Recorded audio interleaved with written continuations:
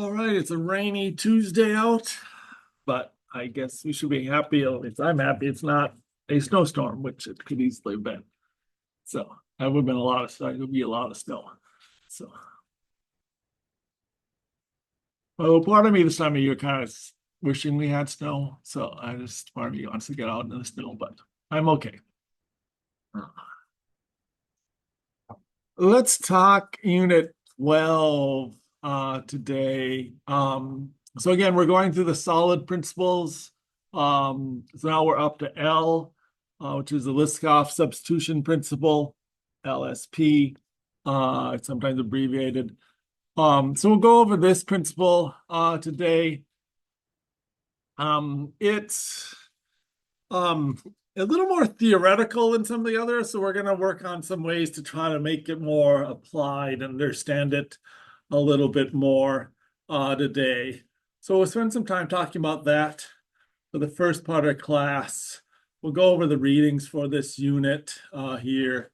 And then in the second half of class, I'm going to look some more at this eShop example and have you kind of dig some more into that. We looked at some last week in groups, and I don't think we got as far as I was hoping we'd get. In particular, the event queue. I wanted you to start looking at the event queue, and I don't think many groups got to the event queue questions. Did that the rabbit MQ stuff? Does that sound familiar? Yeah. So we're going to bring that back today and kind of cover that, have you look at that and understand that, and just interprocess communication. So we'll spend a little time the second half of class doing this eShop interprocess communication here. I'll just tell you one of the challenges of classes like this is just trying to figure out what we should cover and how we should cover it and all that sort of stuff here. One of the problems with computing is that our topics keep changing, and it's hard to map today's topics to kind of a course structure that was set up 20, 30 years ago at a lot of universities. And so I'm often trying to figure out in this class how to kind of create what topics we should be covering and stuff. I've got our textbook and the solid principles, and I think those are important. I think when we look out in industry and that sort of stuff and look at interfaces, how they're used, those are important stuff to know and do. But when we talk to a lot of the alumni out in the field, they talk about a lot of stuff that's just not in our curriculum anywhere clearly. RESTful APIs, Scrum, Agile methodology, this sort of microprocess architecture sort of stuff, and event, this whole event queue stuff. And so what we try to do in here is try to figure out where we can weave in those things. We make maps of these topics and courses and how to put, where is a good place to put in different topics and different things. So that's one, like the eShop thing, I like to bring that in here because I think it ties in somewhat to some of the stuff we're learning and it's a bigger example of a project, and we tie it into the final project here. But in some ways it doesn't tie, I don't tie in the Liskov substitution process or, its principle with the eShop. So there's kind of two different topics we'll be covering this week. And for a lot of this course, we kind of do this parallel stuff, the more theoretical, solid textbook, and then the more applied like eShop examples and stuff like that. So I just wanted to let you know that if you feel like Tom jumps all over the place, that in some ways it is that way. We're trying to get this as cohesive as we can here. But another problem, when we talk to alumni, hey, there's so much stuff I wish I could teach you. I wish we could spend 8 hours a day, 7 days a week just doing computer programming stuff for a year or two. And then there'd still be a bunch of stuff we wouldn't have time to cover, but we do the best we can. So, okay, let's jump into the readings for this unit. So I'm going to just jump into the textbook right away. So again, we're in L, the Scott substitution principle here. Um, Here it is. It's very simple. If S is a subtype of T, then objects of type T may be replaced with objects of type S without breaking the program. That's all it is there.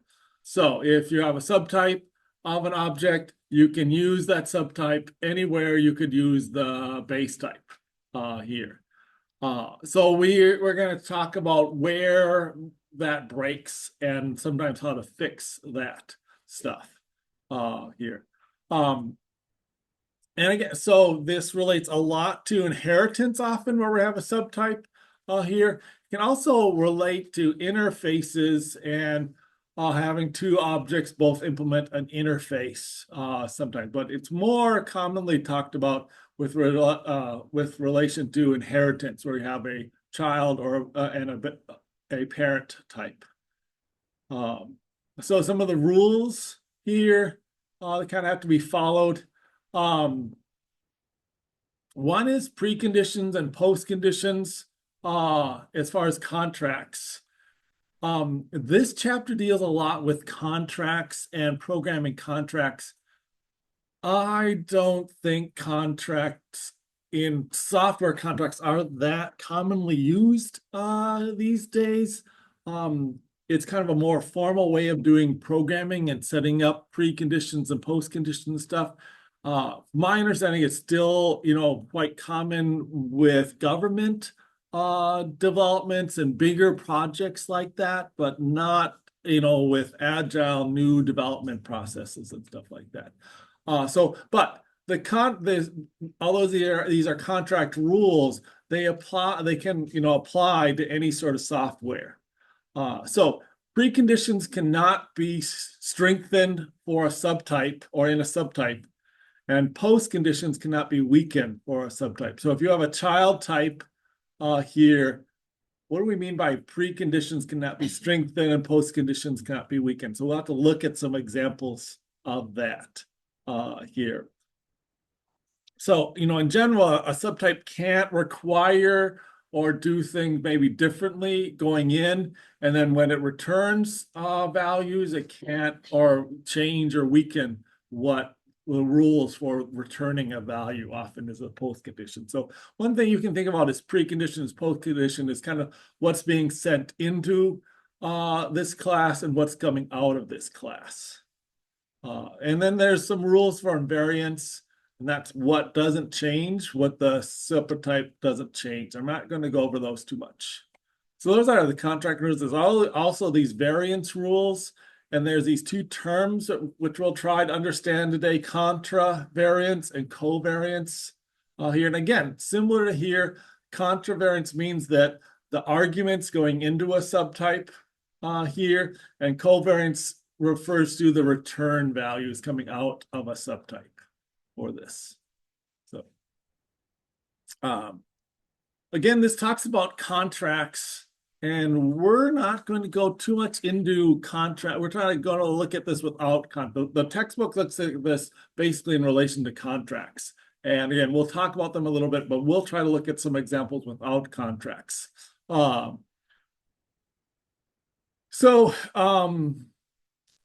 We often talk about programming to interfaces. We define interfaces, and you're right. If that defines the methods you have to implement to communicate from one project to project to another here.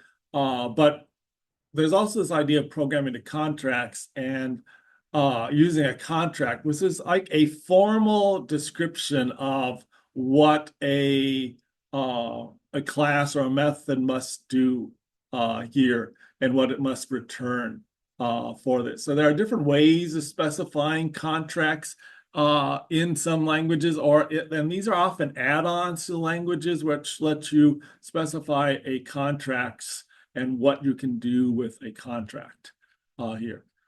And again, I don't see that being that useful, and so we'll look at this principle a lot without formal contracts as idea. So I'm going to jump back from the textbook into the readings instead.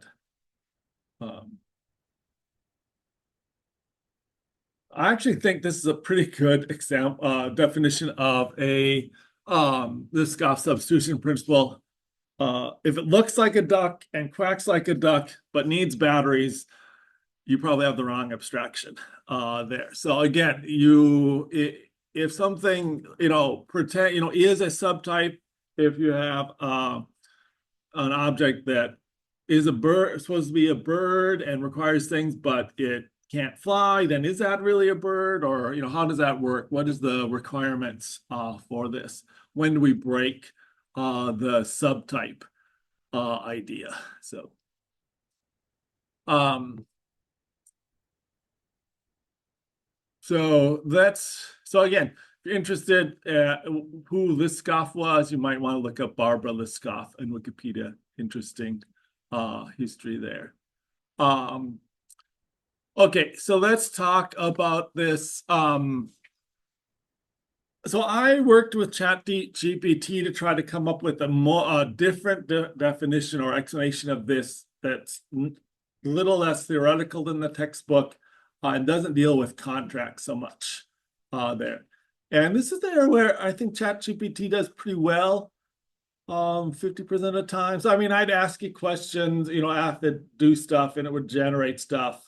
And then, about, well, I'd say 3/4 of it was good and 1/4 of it was wrong or not clear or not correct kind of sort of stuff. So then I'd redo it. So this is what ChatGPT and I ended up with after our little discussion of this. So what is it? Objects of a superclass should be replaceable with objects in a subclass without affecting the correctness of the program. So that's another way of saying the same thing here, that if S is a subtype of D, then objects of type T may be replaced with objects of type S without breaking the program. That's the same thing as this, right? Objects of the superclass should be replaceable by objects in the subclass without affecting the correctness of a program. So yeah. So what does that mean? So behavioral compatibility.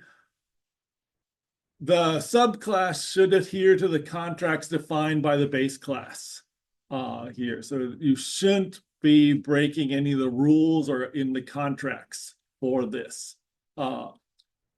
So one example is just, if there are expectations set by the base class, the subclass should fulfill those same expectations for this. Now let's talk about preconditions and postconditions. Preconditions are requirements before calling the method. They should not be strengthened. So the rules you might be sending into this method shouldn't be strengthened here. And postconditions, again, guaranteed after a method finishes, you should not be weakened. So when you're done with your method, the results should satisfy the same requirements as the parent class. There shouldn't weaken the results here.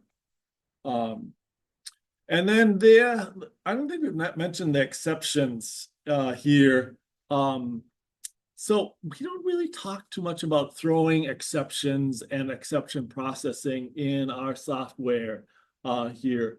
But in the real world, that's done a fair amount. When you check for something and if something's wrong, you throw your software throws the exception rather than now whenever you see an exception, it's probably not done by, it's probably an error in your code and some other software generated that exception here. When you write more sturdy code, you will be checking for those exceptions for those rules, and you will be throwing the exception and generating the types of exceptions you want. We do see this, I don't know if we've talked about too much, in some of the unit tests we've looked at.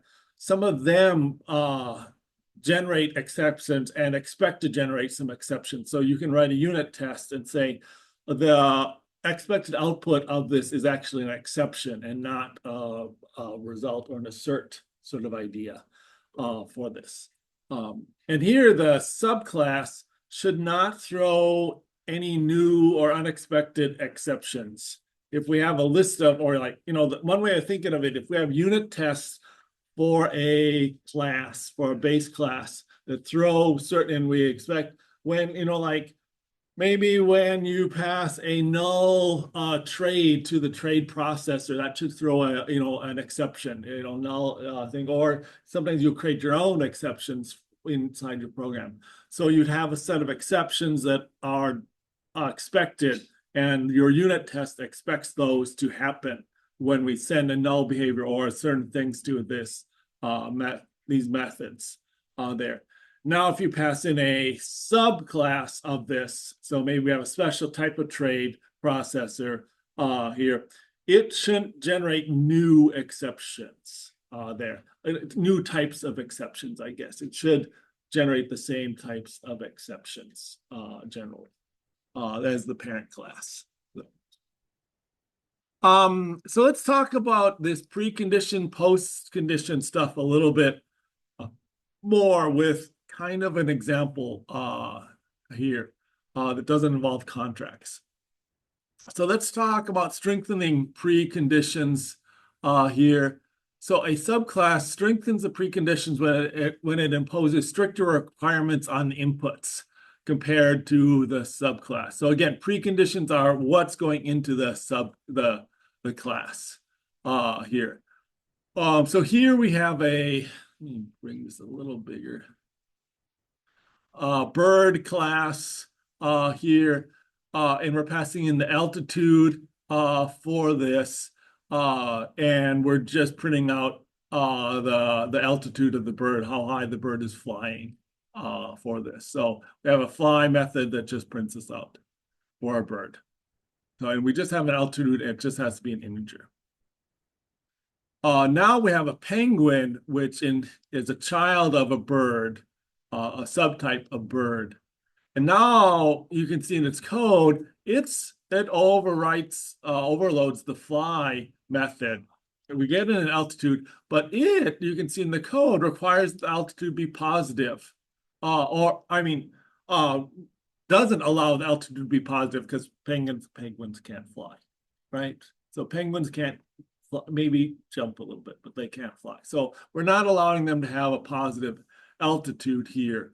And so we're putting out an exception if the altitude ever gets above 0 there.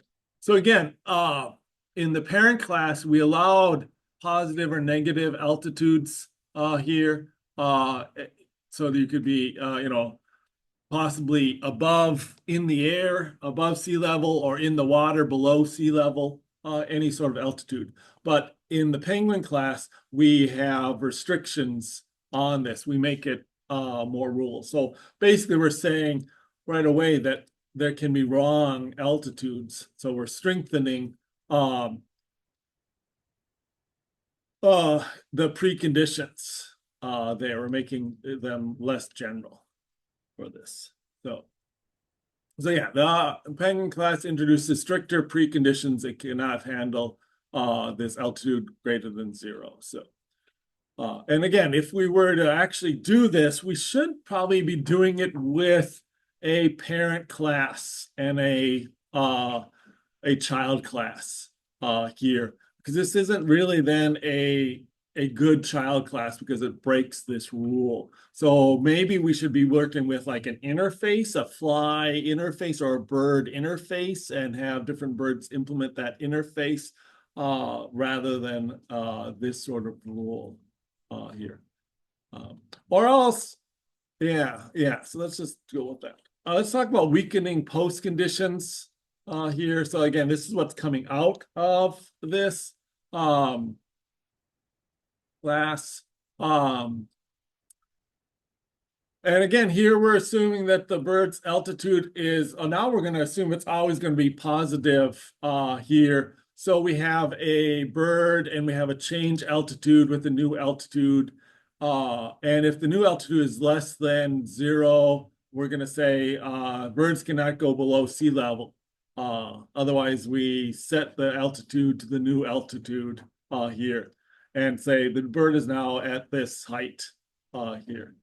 But again, if we have a penguin or any sort of swimming bird, we're going to weaken that post condition. We're going to be able to return a value from change altitude that's negative for this stuff. So we have some rules on what a bird can do and what the altitude can do. And again, you can imagine this possibly written in a contract or a set of rules. One way to think of a contract, I guess, if we want to explain it, it might be kind of what we do in unit tests. We'd put some asserts in our code that would stop the program if some conditions aren't true here. So again, or like here where, I guess, with contracts, we're doing more than just throwing exceptions, but here we're just throwing an exception when this is wrong. So again, we have this rule that altitude can't be negative in the birds, but we allow swing birds to have a negative altitude here. So again, this violates this Liskov rule with host conditions here. And again, we can talk about refactoring it to differentiate flying birds and swimming birds, but possibly using an interface here for this. So we'd have an interface and we'd have bird implement that interface and swimming bird implement that interface also. And then we wouldn't have a parent-child relationship for that here. Yep. Do you know how often like parent-child classes are used in like modern day programming? Because interface programming just seems like way better to do. Yes. Right. Yeah. I think in almost all new programming, you're going to use interfaces, right? But I think there's probably a fair amount of old programming out there that uses parent-child inheritance sort of stuff there. Because again, interfaces actually haven't been around that long, and even when they were first out, a lot of people really didn't understand or figure out how to use them for that long. So yeah.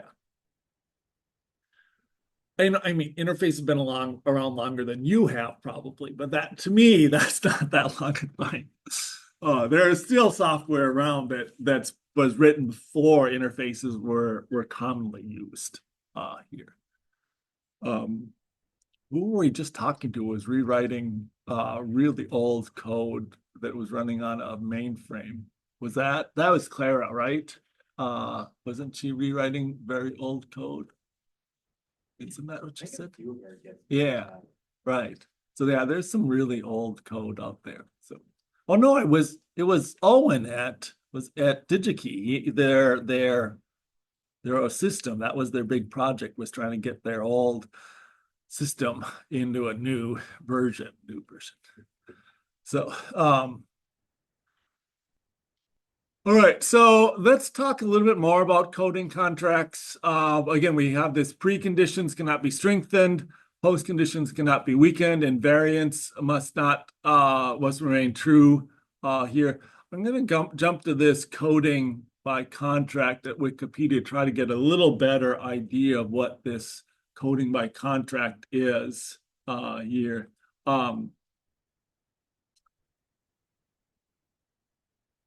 So again, we're talking sometimes design by contract or coding by contract, where you define a set of requirements for methods ahead of time, and it's more of a formal process for setting up your definition of these processes here. So again, this has been around for a while, since the 80s. And again, in the 2000s, I think it was a little more common, and I see it more. It's more in places that like aren't spend a lot of time developing software and want to make sure the software works there. And so I often see this like in the government contracts. So like software to run the airline in, the air traffic control systems in the airports, or software to run a just an a fighter jet or something. I remember getting interviewed at some time in my life by a company that wrote the software for nuclear submarines. that was an interesting interview process. And they were just going through what they had to do to get, to write and code software for a nuclear submarine. And again, you don't want to make mistakes in software for a nuclear submarine. So they spend a lot of time defining these contracts, defining everything and setting things up, and then programming to those contracts here. And it was not a quick, agile process at all. But so that's what we're looking here is what to do that. So again, many programming languages have facilities to make assertions here. So sometimes you need some software to monitor this correctness that added on here. Sometimes you need some sort of special environment to enforce these contracts and stuff like that. So I want to pay a little, and again, we're not gonna, I just want to try to get you to understand a little bit where that is coming from here. So let's try to talk about contract invariance and covariance and how that would work here. So contravariance and covariance of rules here. And so I'm going to go back up here and jump back to this textbook a little bit till we get to that section. So we are talking about preconditions and postconditions and these variance rules. So now we're going to go through some of this stuff here.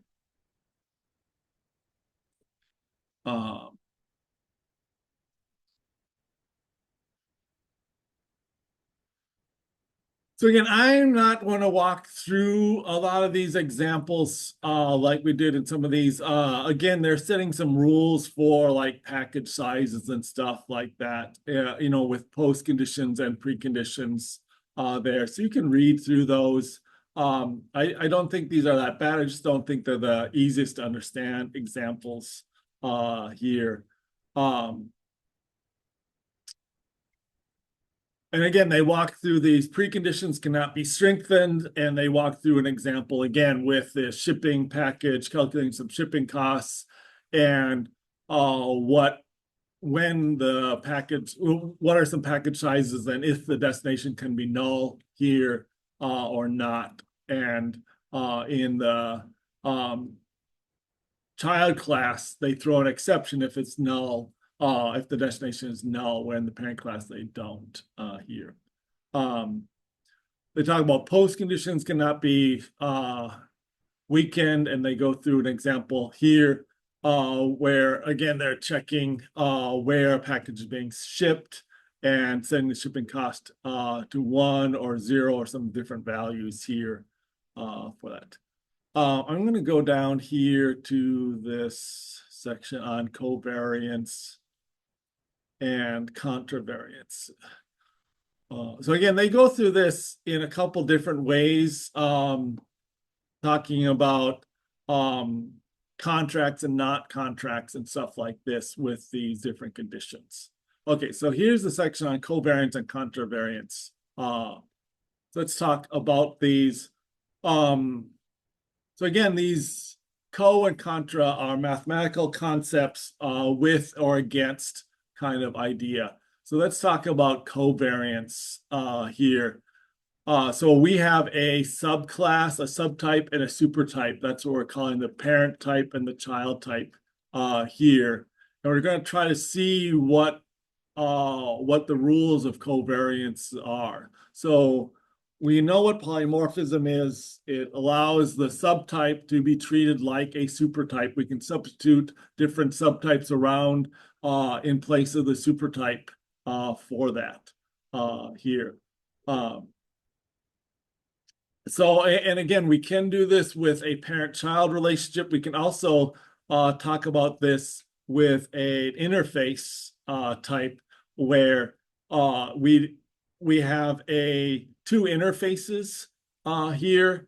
And so we have a supertype, an interface that requires a supertype, and an interface that requires a subtype here. And the idea is that if we have a subtype, it should be able to satisfy both of these interfaces here. We should be able to pass it in here.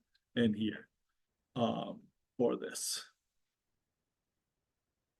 So again, they're creating a generic entity with a user ID, a GUID here, and then they're creating a user, which is a subtype of that entity here.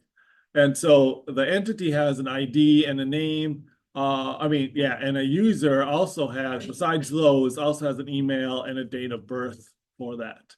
And then we're going to create repositories where we can store this information in like a database or something like that. And in those repositories, we'll have methods that'll get an entity by a user ID for this. And we'll return a user or whatever for this. And so the question is, let me miss the.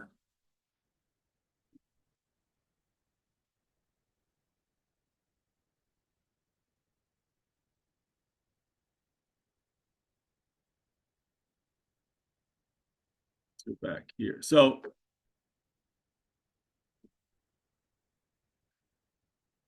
there must be covariance in the return types of a method, in types of the subtype. So basically what we're saying is that when we're looking at a subtype, it should return the same types of values, or there shouldn't be changes in the types of return values and what it implements. So here, if we have, we're returning an entity here and a user here, both of those should satisfy, the user should be able to take the place of an entity that we're returning here. And again, if we have one implementing one interface and one implementing another interface, the subtype should be able to be treated like the supertype for this value. So again, covariance talks about this return type. Countervariance talks about what values are passed in. I always get these wrong. So, okay, countervariance is similar to covariance, whereas covariance related to the treatment of types that are used as the return values. Yeah, so covariance are the return values. Contravariance related to the treatment of the types used as the parameters here. So here, let's move this one to yellow.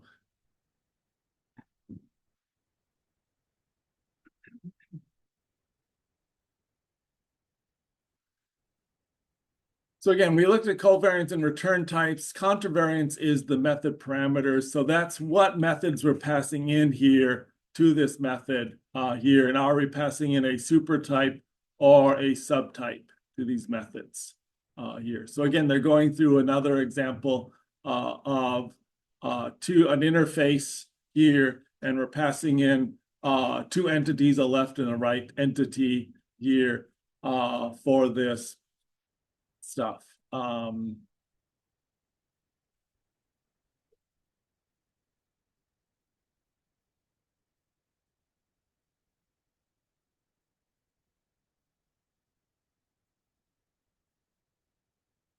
And again, so what we want is these two types to be interchangeable, that we pass into these two different interfaces there. At least the types that we pass into the parent type, and the types that pass into the child type should also be able to pass into this parent type. So I'll tell you the truth, I find these covariant rules very confusing.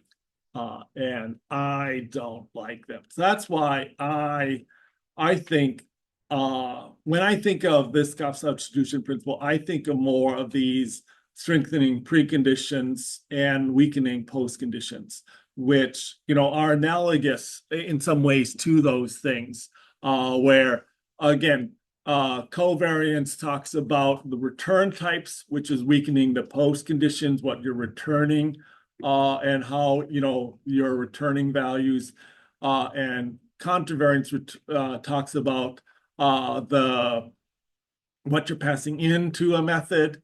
And again, that's strengthening the preconditions. So like here, we're talking about the altitude, and our subtype was more restrictive on the altitude and gave an exception if the altitude was positive here. So what we're passing in, it set new restrictions on it here.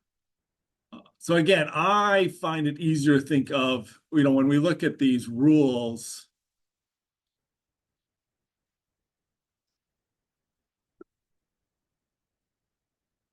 we have the contract rules or the variance rules.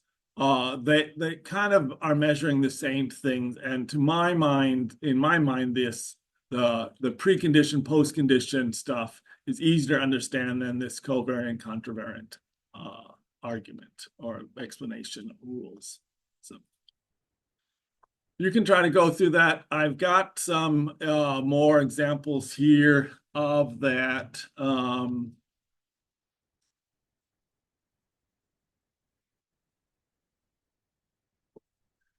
Talking about covariance and contravariance with the generic kind of type parameters and passing those in here. And again, they're looking at code where you might have a list of some base type or a list of derived types here. And when can you substitute one list for another here? So if you have a list of derived types and a list of base types, can you assign one to the other? And what can you do with that here? And again, they're talking about these generic interfaces. We really haven't talked too much about generic interfaces, but again, when we have parameterized types that we pass into interfaces. So.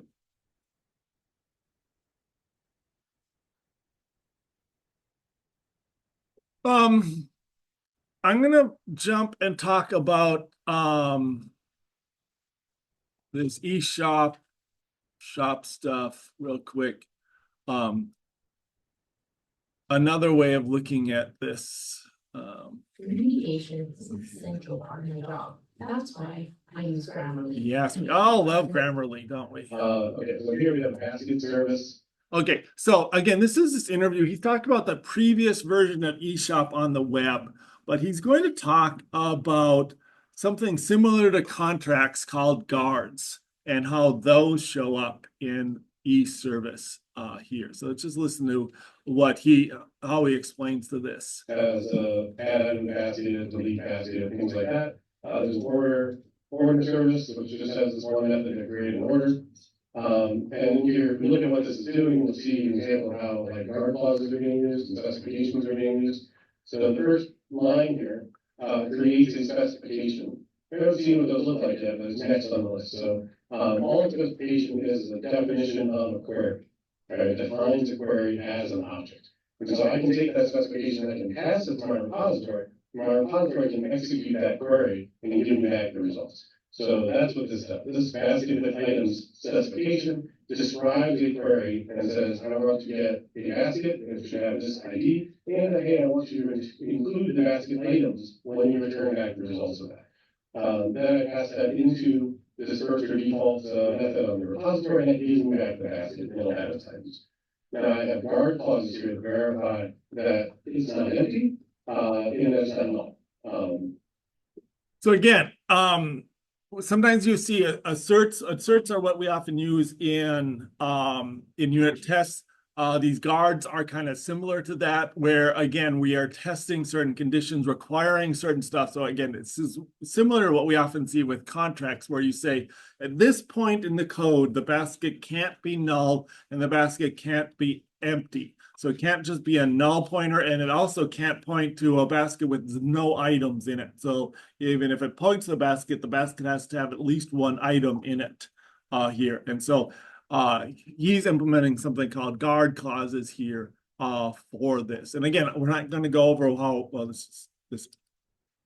And so if either of those is true, then this is going to throw an exception. Right? The guard clause will throw an exception, and the rest of this code won't be hit because we will jump out at this point.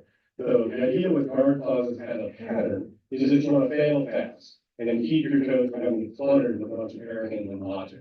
Right, put all your error handling right up front, You jump out of the method with an exception, and then the rest of your code, whatever's left, is the so-called happy path.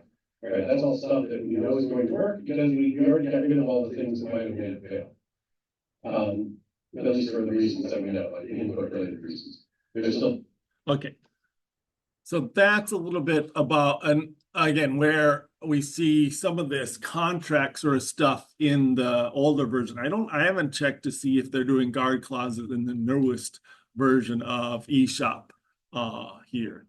But I just want to show you that. Okay, so let's so for the assignment this week, we're going to have you actually work some with some code from this Liskov substitution principle, trying to talk about again this example of an entity and a user with string, some information, and in a repository, which is a collection of entities, an entity repository and a user repository and a program and an interface for that. So we're going to try to walk through that, or have you walk through that for the assignment this week here. But I'll just note, I haven't updated this code yet, so don't start this.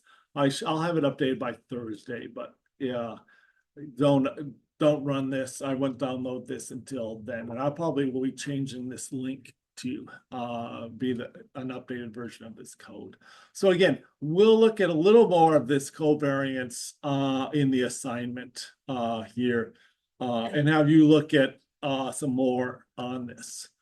So that's the assignment. The learning activity, we're going to do some more stuff with eShop here. But today, we're not going to do learning because I just want you to spend some time looking at interprocess communication here. So there's this link to interprocess communication stuff here. This kind of continues what we've talked about last time. What I'm trying to get at is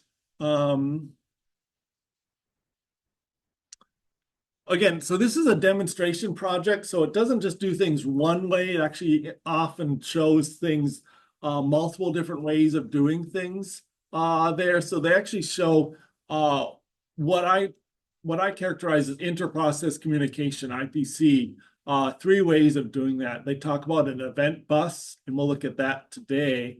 They talk about remote procedure calls here, and how we do it. And then they talk about RESTful APIs and setting up a RESTful API for this. And where do we use some of these different things?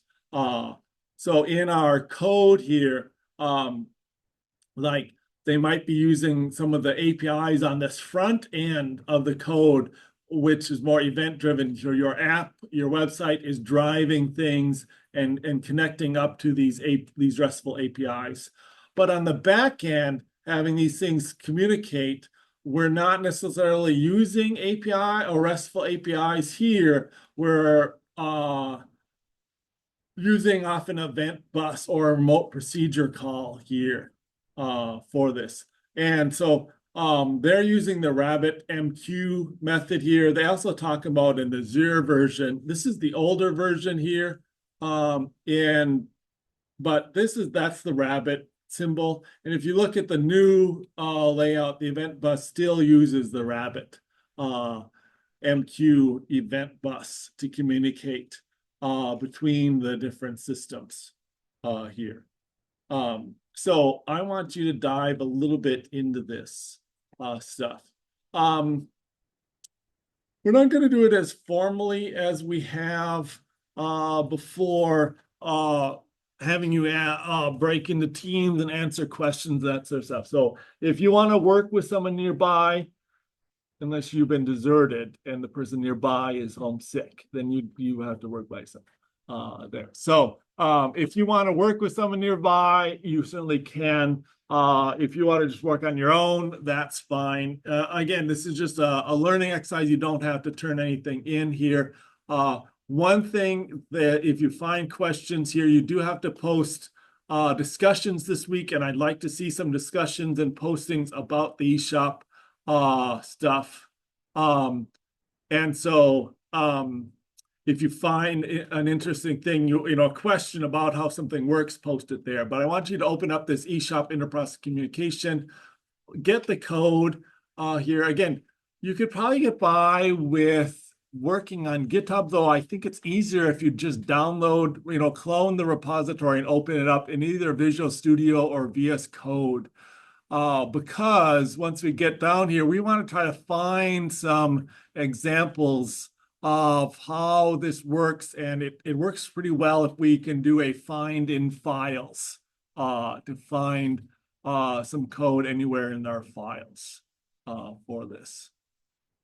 So why don't you get through this and try to look through, do a little research. What is the event bus? What is RabbitMQ? Again, if you did this from last week, you can just bring that over in here if you haven't. So this one question, Tuesday 1, is from last week's stuff that I don't think we really got to. So if you got to that, bring that over here. So I would suggest you just make a copy of this for your own notes and stuff like that. Because it, you know, stuff like this would be stuff that I would put on the second exam. We better talk about the second exam pretty soon. Yeah, we'll do the. What are we doing for the final project? Yes. So quick update on that. So, we will do we will do the second quiz, and it'll be a take-home quiz like the first one. We'll do that all over the next 2 weeks. So you'll have the option of doing it either over Thanksgiving or the week after Thanksgiving. I know some people have some time off in Thanksgiving, and it's a good time to do this. Other people need a break, and a Thanksgiving break is really devoted to non-school related stuff, and you need that. And so if you want to do it afterwards, but you will be able to do the final quiz either over the next 2 weeks. I will release it on Tuesday there, and you'll have 2 weeks to figure out when to do that quiz. And again, it'll be like the first one where it'll be kind of a timed, basically a timed assignment that you can access stuff. And then after Thanksgiving, we'll spend a lot of time on the final project, and I will probably release that next Tuesday also for that. So that'll, yeah, so I'll release that at that point. And then again, there'll be 2 options. One is to do a modification to this eShop thing, kind of like I'll have some, almost treat it like a sprint. I'll have a set of tasks or, you know, stories that you can do, and you have to pick so many story points, if I remember how I have that set up, and do some story points against the eShop project. Or you can just, I have some requirements. If you just want to try to do your own code, you know, create a little Blazor website or something like that, you can do that also. So again, I'll post details on that a week from today. Okay. So, but for now, go in this interprocess communication, try to learn something about the event bus here.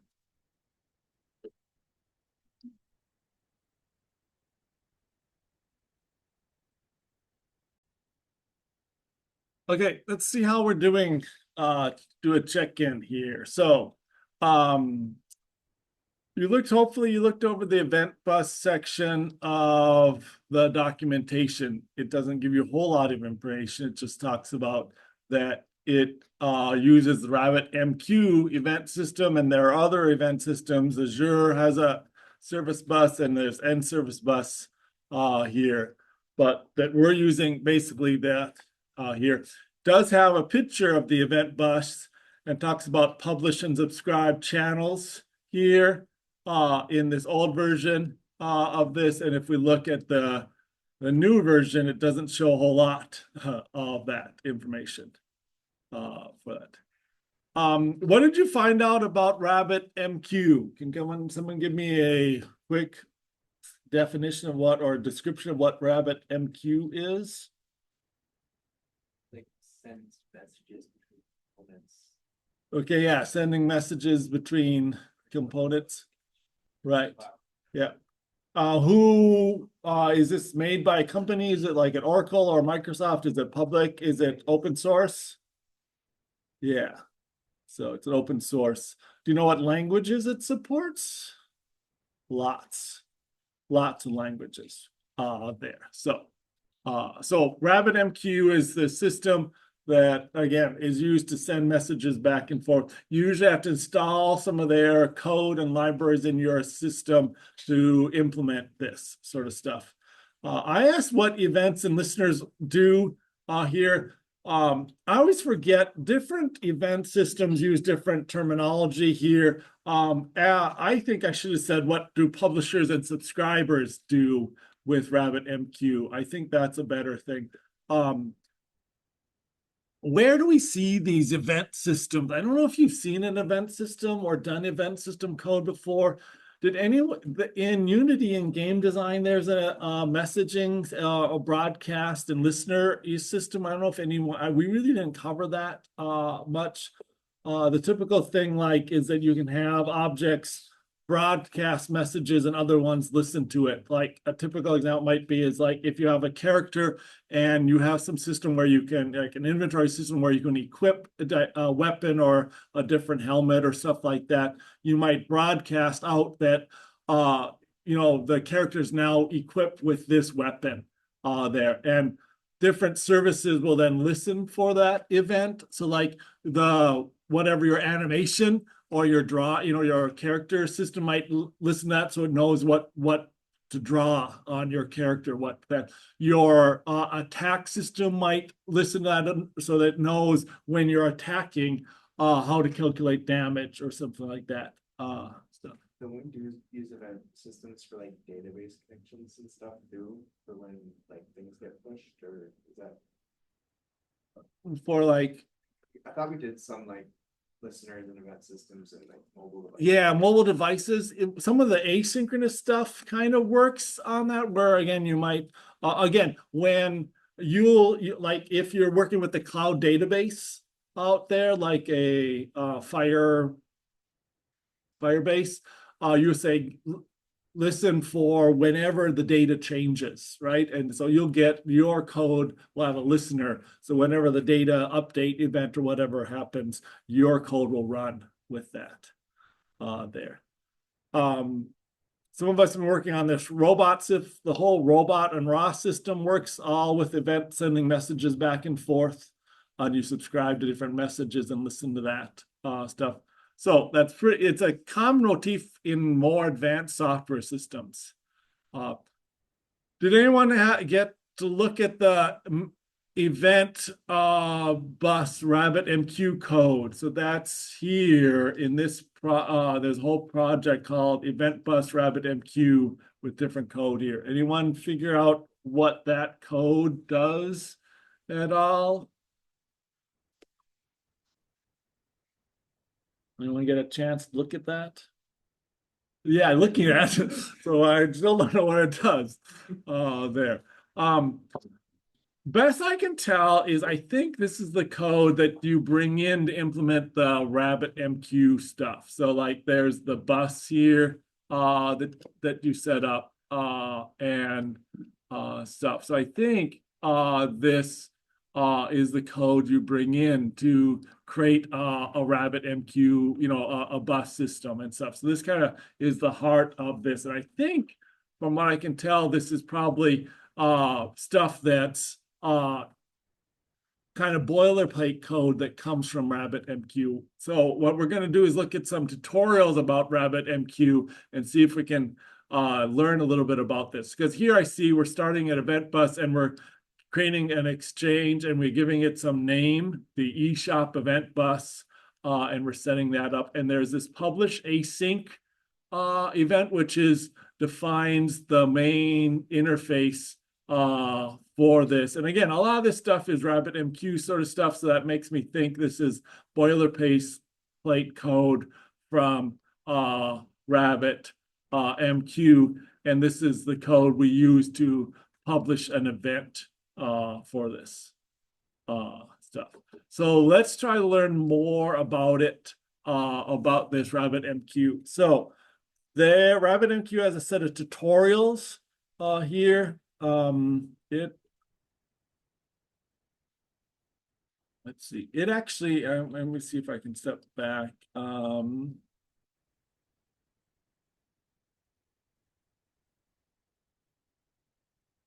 It has a set of like 6 tutorials or 7 tutorials, the hello world, the work queues, the publish subscribe. It then goes on to routing, topics, and remote procedure calls here. We're just going to look at the first 3 kind of quickly today. So these are the first 3. And again, they're in lots of different languages. I've linked the C# ones directly for you. So I would like you to just look at these tutorials a little bit and see if you can understand enough about RabbitMQ so that we want to look at, so there should be how some of these projects should be publishing events and some of them should be subscribing or listening to events. We want to try to learn enough about RabbitMQ to see where are the publishers, what does the publisher might look like, and what might a listener look like. So we want to find some methods that might be used there. Okay, so why don't you take a little bit of time and look at those.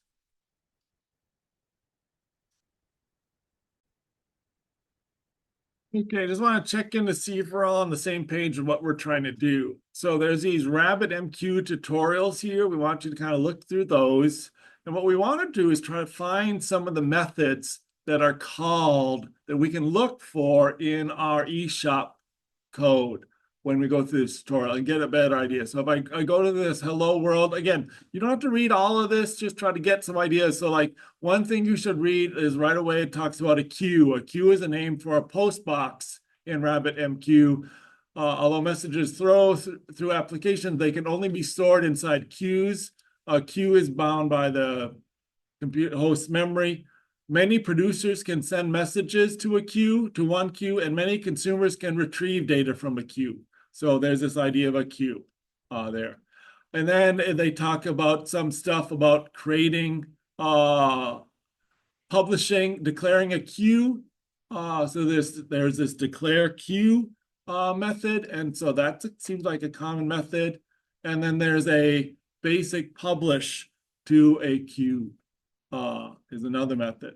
See if you can find other methods here. And so again, then look at here. A lot of these tutorials have kind of how to install everything, which you can kind of skip over, and then how it works, some of the code, and then a longer example. So putting it all together would be a longer example. You can look through that and get an idea of what some of the messages we should be. So again, I want you to look through these 3 examples, come up with some code, and then we're going to try to find that examples of that code in the eShop example as the last step of this.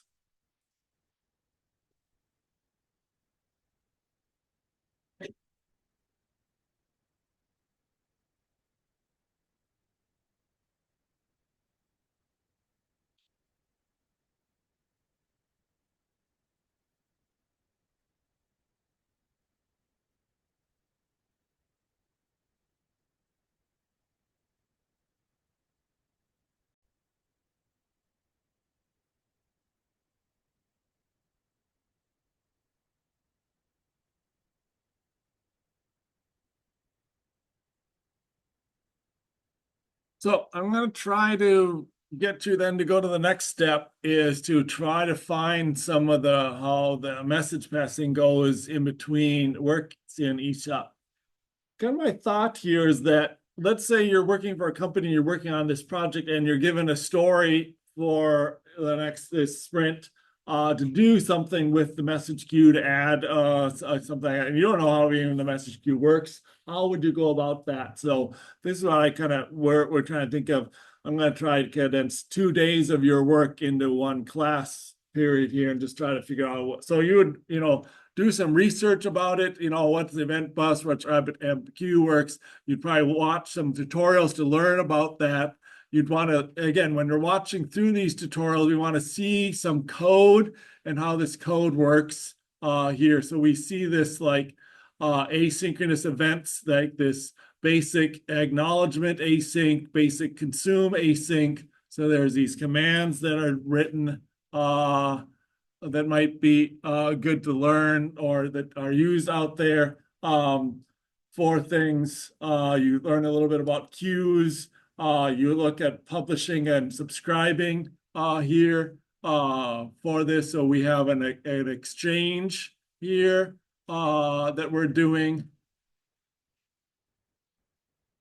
So you start thinking about some of the stuff that's happening and maybe get a little bit of idea of how this works as far as these queues and publishing and subscribing.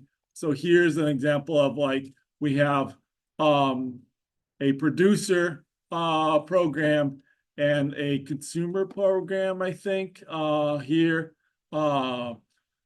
Publishing, consuming events and publishing events. Basic publish async, basic consume async here. So you get an idea of that. Then what I want you to do is try to go through your code here and see what you can find in your code that might fit this stuff. So how do you go about this? A couple places to start in your code. One is you can search through all the files. So, I mean, you could just see, well, you know, maybe I can look in the order process or in the basket to see if I can see something related. There's, you know, an integration events things. Maybe you can look through that and order started stuff. So you can just look through the code, try to find some examples of this here. But I also think it's helpful just to do some under edit, find, replace, find in files. And again, if you're doing Visual Studio Code, it's just edit, find in files, I think. And again, you can search for something like publish async or something like that and hit find all. It will show you all the locations where this is at. And again, you can then start to look at some of these things like, what is this code here?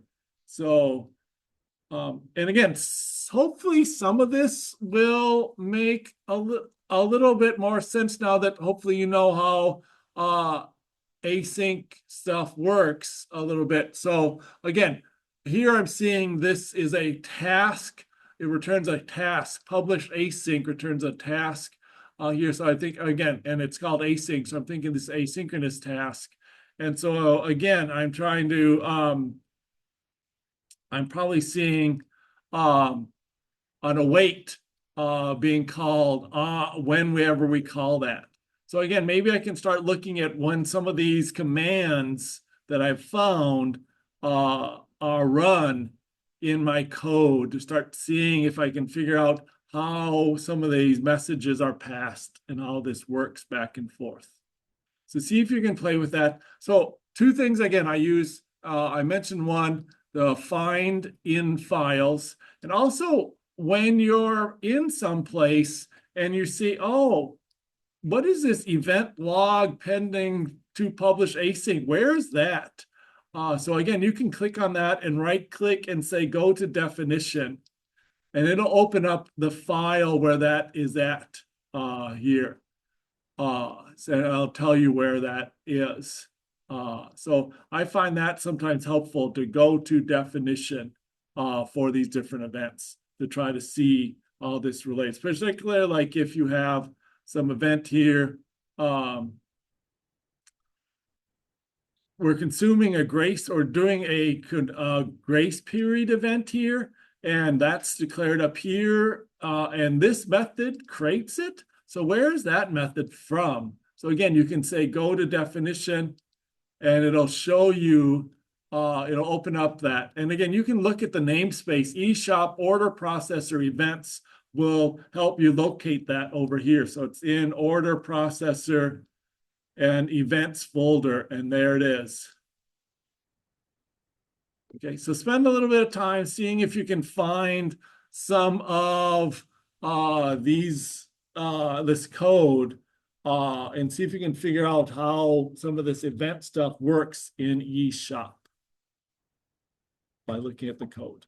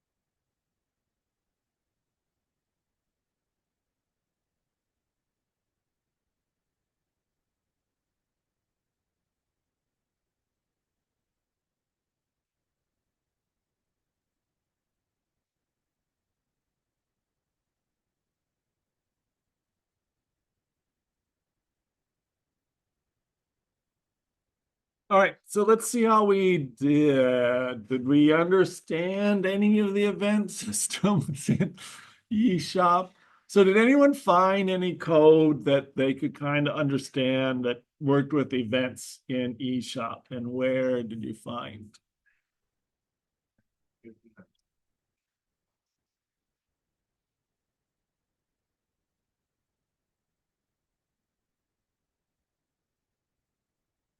It's like public basic, the last line of the order officer or the. Yeah, so- Order status change. Right. So if you look in payment processor, there's a folder called integration events. So that has events in it. So that would be a good sign to look there, you know, and again, if you were searching, you would have found this, and there's event handling, and there's order chain. What is this? Order status change to stock confirmed integration event handler. Nice short name. So again, this is supposed to be processing a payment. They have comments in here that said they're not really processing payments, they're faking that. And that payments can either succeed or fail.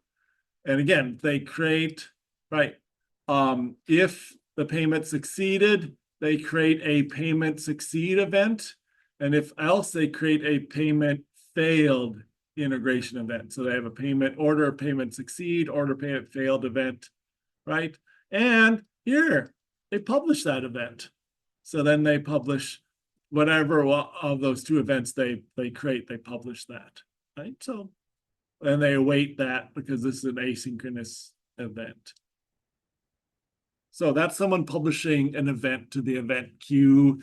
The event bus, actually not the event, is passed into this method here.